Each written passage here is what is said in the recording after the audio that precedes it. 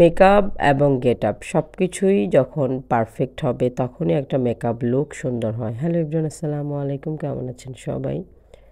এই বাবুটি ও হচ্ছে কালকে ডান্স কম্পিটিশন ছিল, ওর সব কিছু ঠিক ছিল কিন্তু ওর ব্লাউজটি প্রবলেম ছিল।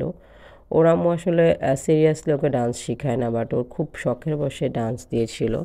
বাট ও যখন আমাদের লাকসাম শাখায় এসেছিল, আমি তখন ওকে ও সব কিছু দেখে বললাম যে আসলে এই জুয়েলারিগুলো আপনি যখন দিয়ে ওকে ডান্স কম্পিটিশনে পার্টিসিপেট করাবেন তখন ওকে আসলে দেখতেই সুন্দর লাগবে না। তখন ও হচ্ছে আমাদের এখান থেকে আর্টিফিশিয়াল যে ফ্লাওয়ার জুয়েলারিগুলো, সেই জুয়েলারিগুলোই ওর মা ওকে কিনে দিয়েছে। বাট এখানে প্রশ্ন হচ্ছে একটাই, আমি আমার কোনো ক্লায়েন্টকেই বলি না যে আপনি আমাদের এখান থেকে গহনা নেন, কিন্তু দেখেন তো ওর এই গহনাগুলো যখন ও পড়েছে তখন ওর মেকআপটাও ফুটে উঠেছে। যদিও আমি ওকে খুব নর্মাল একটা মেকআপ দিয়েছি, যেহেতু ও খুব বাচ্চা, এখনও ছোট, মাত্র 12 বছর বয়স ওর, সেজন্য আমি ওকে নর্মাল একটা বেস দিয়েছি, একেবারে হাই কোনো বেসই ওকে দেইনি। বাচ্চা মানুষ যেহেতু, চোখটা খুব নর্মাল একটা লুক করে দিয়েছি। পেমেন্ট তেমন বড় কথা না, বড় কথা হচ্ছে ও বাচ্চা মানুষ, সেজন্য আমি ওকে ভারী কোনো মেকআপ ইউজ করিনি, জাস্ট কোনো রকম টাচ আপ করে দিয়েছি।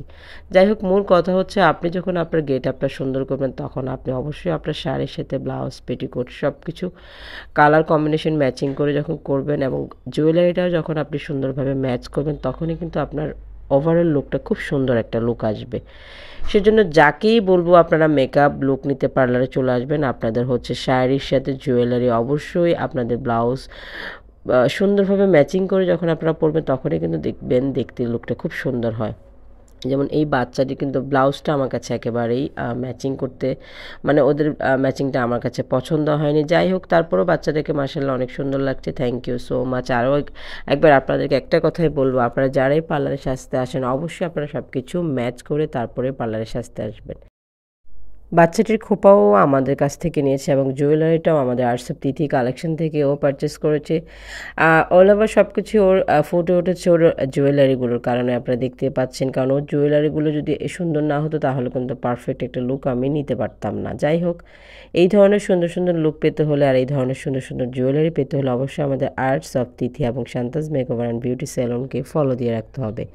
আজকে এই পর্যন্ত, টাটা।